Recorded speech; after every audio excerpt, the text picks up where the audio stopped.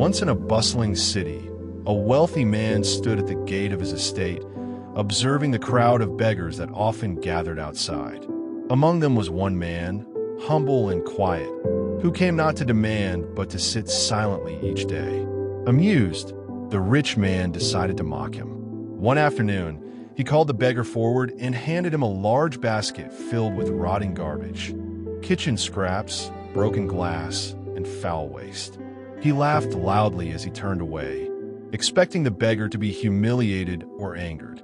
But the beggar only bowed his head, received the basket with a soft "thank you," and walked away without a word.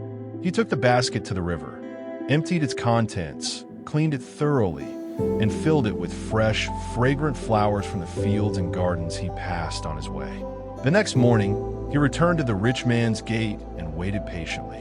When the rich man emerged, the beggar stepped forward and offered him the same basket, now gleaming and full of color and fragrance.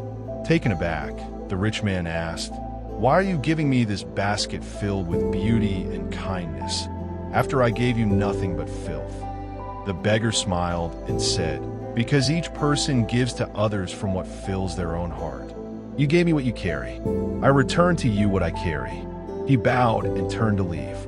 The rich man stood in silence, the sweet scent of the flowers rising from the basket in his hands, stirring something he hadn't felt in years. From that day on, the rich man no longer looked at the poor with scorn. For the first time, he understood generosity has nothing to do with wealth and everything to do with the spirit. The moral is, you cannot give what you do not have. If your heart is full of kindness, you will spread kindness. If it holds bitterness, you will offer pain.